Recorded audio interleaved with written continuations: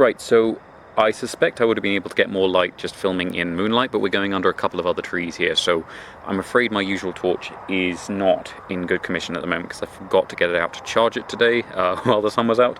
But we're going to be using one of the other solar torches, which is actually the same torch that I used when I first did a nighttime planting back on day 10, I think, and it's actually the same tree we're going to be planting and only about 10 meters away from that. So I planted a Thaumatophyllum bipennatophydium underneath a plumeria, which is the frangipani, and that little Thaumatophyllum, which is the tree philodendron, is doing much better than things usually do under the frangipani. So I did suspect that because I have found that aroids generally will tolerate the rather aggressive changes to soil chemistry that the frangipanis will do, as will Sansevieras and as will some of the euphorbias, things like the Euphorbia tethymoides, which you can possibly make out in the background when there's anything visible at all.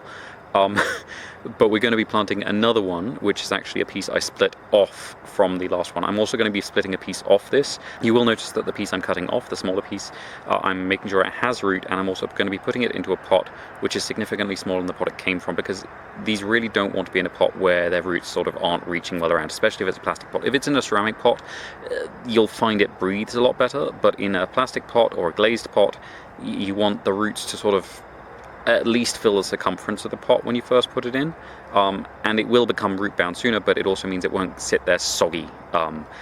Whereas something like cat palm, which is actually going to be one of the companion plants here, you can do that because it grows quite happily in water. You can put it in a much larger pot than it really needs. With a lot of aroids, you really want to sort of size the pot so that it doesn't rot.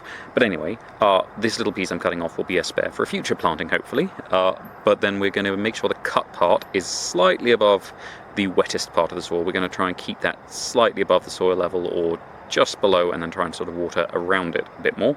And we're going to be accompanying this with a couple of other things I propagated, which is one of the Sansevieras, which I cannot remember which one, it'll be up on the screen, and as I said, the cat palm. We're also going to be putting in a piece of what I think is some of the very dried plumeria. It might be a bit of Brachystegia, which is actually above the plumeria, but we're going to be putting that in as a sort of little guard to stop people walking into this, basically, while it's still small. So that should be everything for tonight. Thank you very much for watching. I hope you enjoyed it, and please tune in again tomorrow because I will be planting something else.